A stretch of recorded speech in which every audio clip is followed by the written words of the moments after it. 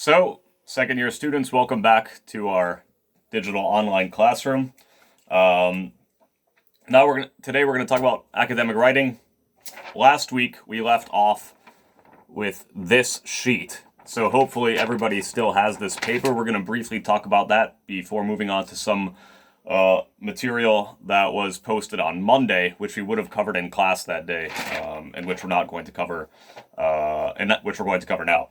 So when we talked about this outline last time, and I hope everyone's had a chance to look over this outline and review it in further detail, as well as the material and instructions that I posted on Monday, we're going to begin further down on the outline.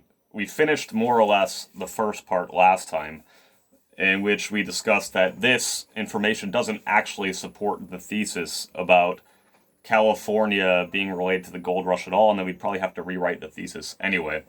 So with these other categories, it's important when we think about checking for the organization and the support and the topic development to address some additional concerns. So first off, if we look at the headlines here, the middle topic is called Effects on San Francisco Today, and the final topic is Changes in California in the 1800s. Now, if you were going to talk about the character of San Francisco in the past, then this whole section, this whole topic, would come before the effects on San Francisco today. And the title of this would have to be Changes in San Francisco, not Changes in California, because we're talking about San Francisco, not California. So this would be the first topic. We mentioned this topic would go in the introduction, what information does belong. This one becomes second, this would become third. Now, there are some things in each of these categories that just should simply be removed, and there are others that need to be augmented or changed, just for logical purposes. So some of these need to be changed. If we look at let's start with changes in California in the 1800s, and we changed that to changes in San Francisco in the 1800s. Some of these are not necessarily irrelevant, but we have to change them. Like here it says population increased. More than 40,000 people moved to San Francisco in 1848 and 1850. There's also no detail here. It's just A. And if we have an A, we want some supporting points. So it wouldn't necessarily be that the population increased, and that it happened in California, but that it happened in San Francisco. And to what degree did the population increase, and in which ways did the population increase? Because if we're going to talk about the character of San Francisco, we have to talk about the character of the population. So we could add items like classes, wealth, types of people who are moving there, and then we could use that again in our paragraph about San Francisco today. B here says everything became more expensive, but then they only have houses and land. So everything is also something you want to stay away from in creating these kind of outlines. So you would want to talk about specific items that became more expensive. Land is not the same as houses. You could separate them.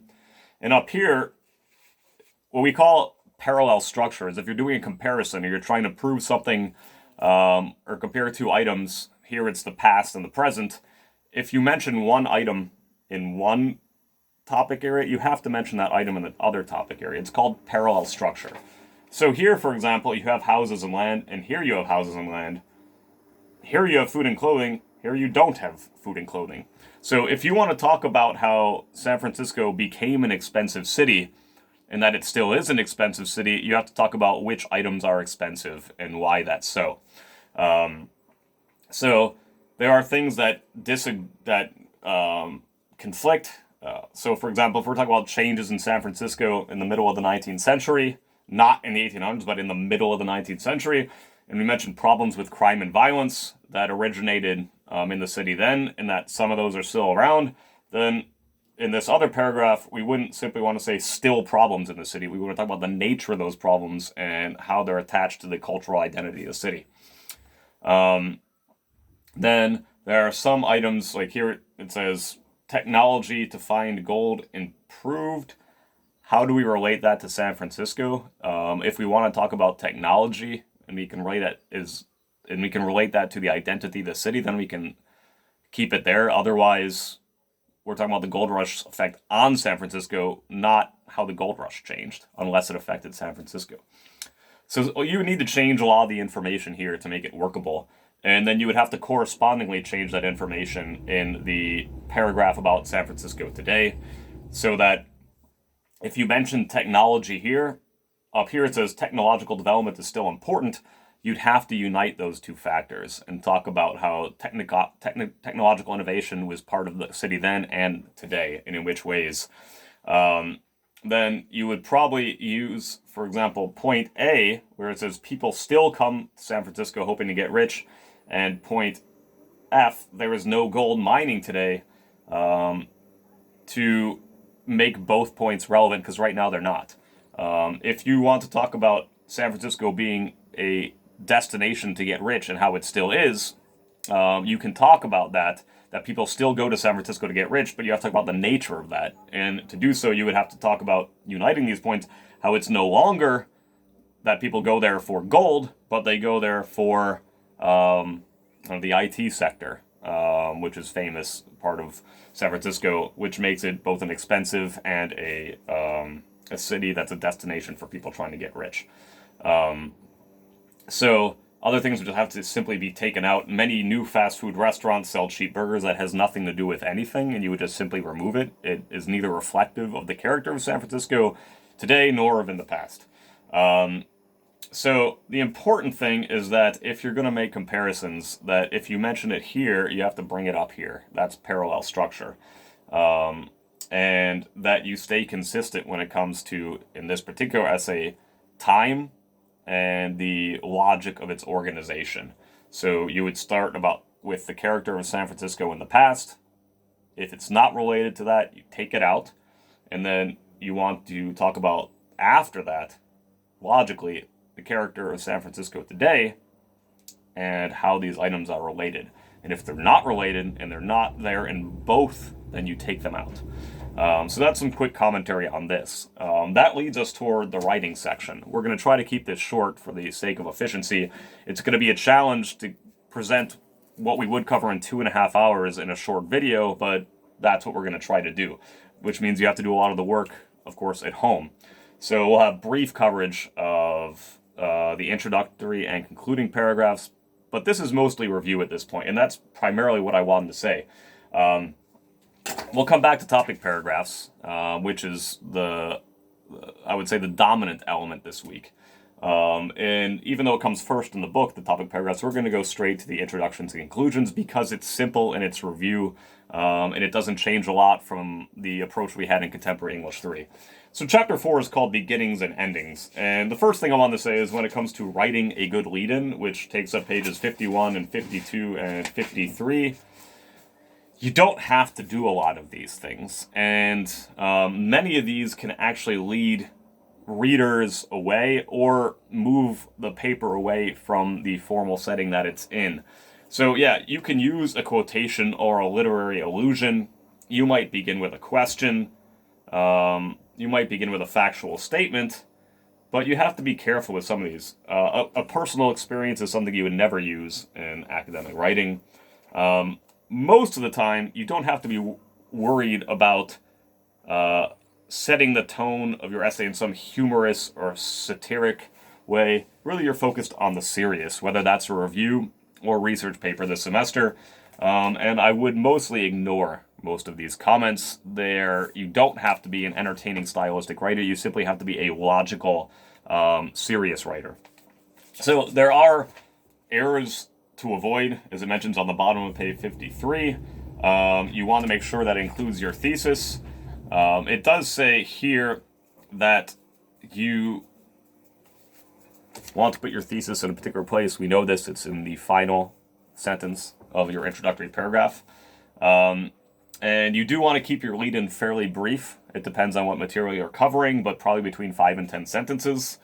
You don't begin with an apology or complaint. There's no reason for that. It's illogical. This one is actually the most important when it comes to our particular assignments later this semester. It says, don't assume your audience already knows your subject matter.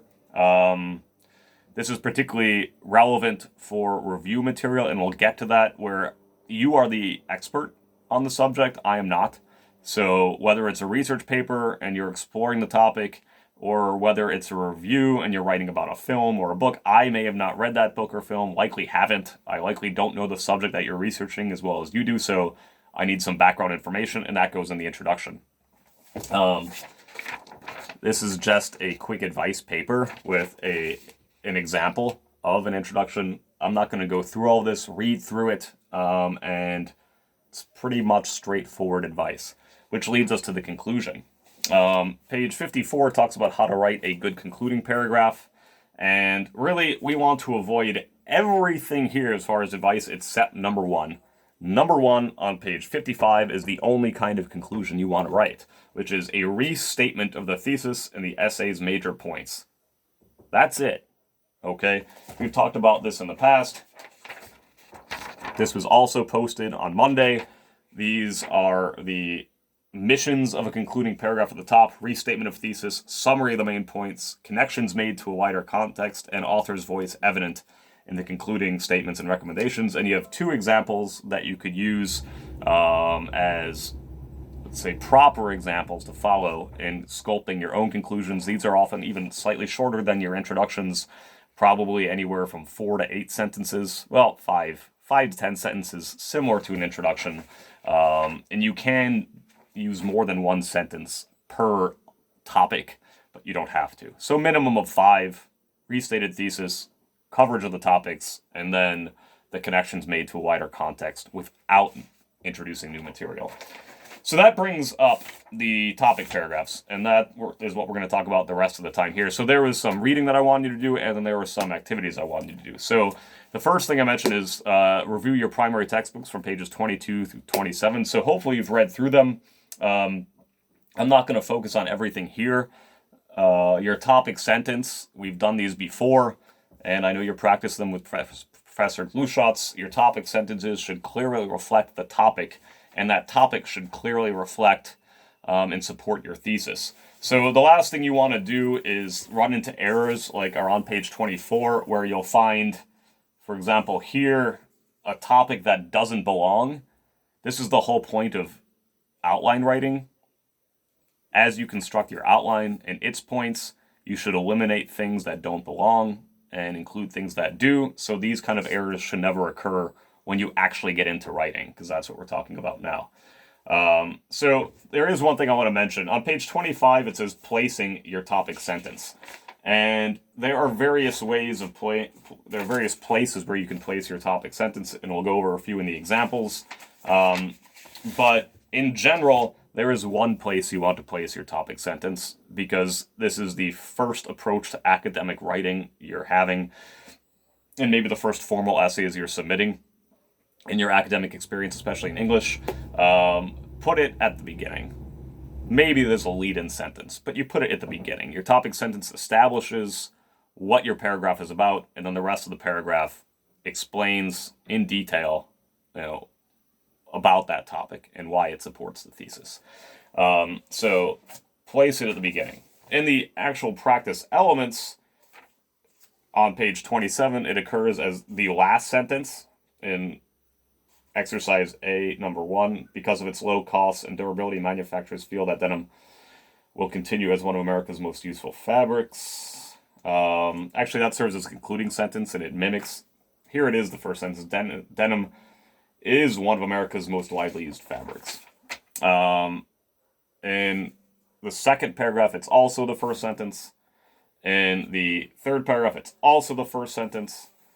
In the fourth paragraph, it's the last sentence. In the fifth paragraph, it's the third sentence. The most popular instrument in the country is neither the guitar nor the trumpet, but the lowly kazoo. And in the final paragraph, it is the last sentence.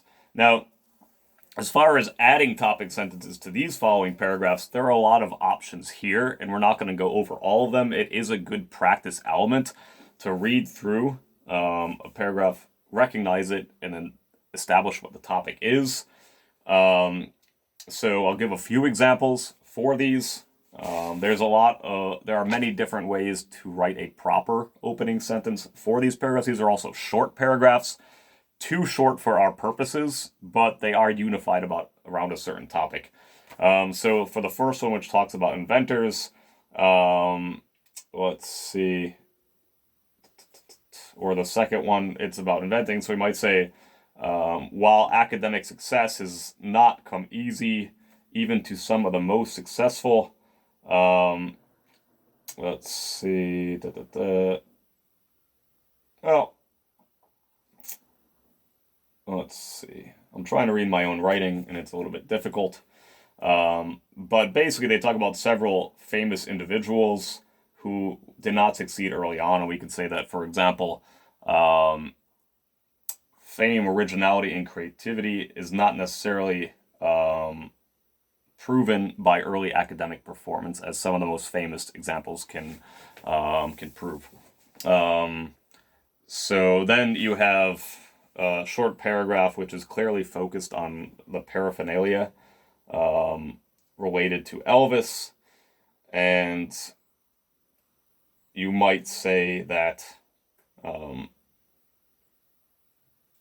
more or less that the paraphernalia attached to Elvis has gone up greatly in value from the time of his lifetime to the present day. And those are just some examples. You can come with examples for the other sentences as well. And here, for the final activity, where it says, write a topic sentence for 5 of the following subjects. It's kind of hard to write a topic sentence without a thesis, so instead I think the better idea is to write a thesis and then 3 topic sentences for any one of these particular themes. And that'll be a better, more targeted, more contextual practice for you. When it comes to paragraph development, this is something we've talked a lot about before, but a lot of this has much to do with what we've done in our outlines. Generally, you want to make sure that regardless of what your topic is, that you are elucidating upon it and giving examples, explaining those examples and their relevance to the topic as well as to the thesis itself. So there are multiple paragraphs that are given as examples. On page 33, you get a comparison of what one paragraph without details might look like, and then one where there are more concrete examples and a much greater explanation, where they turn, for example, swim many miles into 2.4 miles in the open ocean. It takes a lot of endurance. Well, why? Because there's choppy oceans, strong currents, frequent swells. It could be hard on their bodies because there's wind as an adversary and stinging jellyfish. And the marathon is 26.2 miles. The bicycle race is 112 miles. Dehydration is a concern. So there are many of these generic phrases like tough on participants, especially hard on their bodies, are elucidated here with clear details and specific details. So you want to make sure that you have enough material to support your argument. So these paragraphs on page 35 are comically bad. There are phrases that don't belong. There are phrases that are too generic. These are all very poor paragraphs, and you would need to substantially change them and add to them to make them even remotely acceptable. And it's good practice. So you don't have to do that, but I would strongly recommend that you try to do that. And if we were in class, we would try to add some details here. It does say on page 34, how long is a good paragraph? And a good question to ask related to this, how long is a good essay? Well, for this class, your essay has to be at least 3 pages in length. That's a minimum, right? It's something we've talked about before. So I would generally say that you want to make sure that your paragraphs prove what is in your thesis, right? And you don't have to write 20 pages. You want to make sure you choose a topic that's presentable in that scale of time. And if you do that, then you'll probably have point yourself in the direction where you have enough concrete and precise material with explanation of that material to support the thesis. So generally, I would say a paragraph is about a page long, right? So if you do that 3 times and then you have an introductory and a concluding paragraph, then very likely you're around 4 pages in total. And now you're not just passing, you're already pushing yourself into a good essay, in good essay territory. So there are some additional things to mention. I talked about those exercises. I also said review pages 31 to 38 and exercises on page 38 and 39. These are the final elements from this week, for this week of academic writing. So it's important to point out that some of the elements mentioned in writing a good paragraph are important, but they're somewhat repetitive of what we've already talked about when it comes to constructing outlines. Like the first thing mentioned on page 36 is paragraph unity. And clearly you want to stay away from including things that aren't relevant. If we craft an outline that avoids this, then our writing should simply follow the outline, and you will avoid things like a large portion of a paragraph drifting into another topic, or straying from your original purpose, or including ideas that don't belong in that paragraph at all. They do mention something as well on page 37. Beware of a tendency to end your paragraph with a new idea. This is particularly important. You can begin a topic paragraph by referring transitionally to the previous topic and building upon it. But you never end one topic paragraph with a preview of the next topic paragraph. You want to close out that topic, maybe very likely with the concluding sentence. And then if you want transitional language to be a part of your paper, which you probably do, and that's also mentioned in your book, then the time to do that would be in your topic sentence or in a transitional sentence at the beginning of your next paragraph. So you never include material for the next paragraph in the conclusion of the preceding paragraph. So they have paragraphs on pages 38 and 39 where details are here that don't belong. In the first paragraph, it's talking about the Great Depression, and there's a phrase, during this period, songwriters were also affected by the Depression, and they produced such memorable songs as Buddy, Can You Spare a Time? That doesn't belong because it's not the Federal Art Project. That's music and not visual art. Then here, the last one, sadly, many of these artworks were destroyed in later years as public buildings were torn down or remodeled. That's not the subject of this. It's related to it, but it's not directly relevant to the topic we're trying to prove. We're talking about how that program worked in that time, not what happened afterwards. So you have other examples. The next paragraph, you have another well-known incident of cannibalism. That sentence that begins at the end of this paragraph on page 39, you would take it out. We're not talking about other instances of cannibalism. We're talking about this particular instance. It says here, Packer was a Utah prospector trapped with an expedition of explorers in the southwest Colorado mountains during winter 74. The sole survivor of the trip, he was later tried by a jury and sentenced to hang for dining on at least 5 of his companions. You would want to relate that more contextually to the other information. Otherwise, it simply seems like a historical blot thrown in there.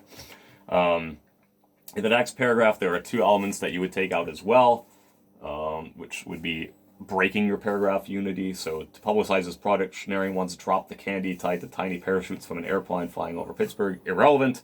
And despite the honor, the girl's father never approved the match, and the young man, Wade Morrison, married someone else. Completely irrelevant. In the next sentence, the final sentence, former U.S. representative from Colorado, also would be dropped. So quite a few examples of sentences that don't belong, but if you make a proper outline, you're not going to run into this error. So there's a few other elements that are worth covering here as far as guidance goes. On page 40, we talk about paragraph coherence, and you have 5 important means of achieving coherence. natural or easily recognized order, transitional words and phrases, repetition of keywords, substitutions of pronouns for key nouns, and parallelism. Really, when it comes to these items, most of this is good advice. And if you just read through the pages and see examples, you're going to be fine. I did want to mention one thing when it comes to a natural or easily recognized order. On page 40 and 41, you have the order of time, the order of space, deductive order, and inductive order. We've already talked about this, but you are only concerned with deductive order. This is all related to your topic sentence being your first sentence, and then the explanation of that topic and the detail about that topic going after the topic sentence. So that's what deductive order is. A paragraph ordered deductively moves from a generalization, which is your topic sentence, to particular details that explain or support the general statement. Let's just say that you are going to use deductive order, and that's it. And stay away from these once you get further into your writing careers, and you can play around with this stuff. Just like you can play around with where the topic sentence goes, but for the time being, topic sentence first, explanation that follows. That's deductive order. That's the order you want to have. There are times where, the order of space, if you're describing like an exhibition or you're reviewing a architectural monument or a building, then space comes into play, but it's really the same logic because you're making a judgment in your essays.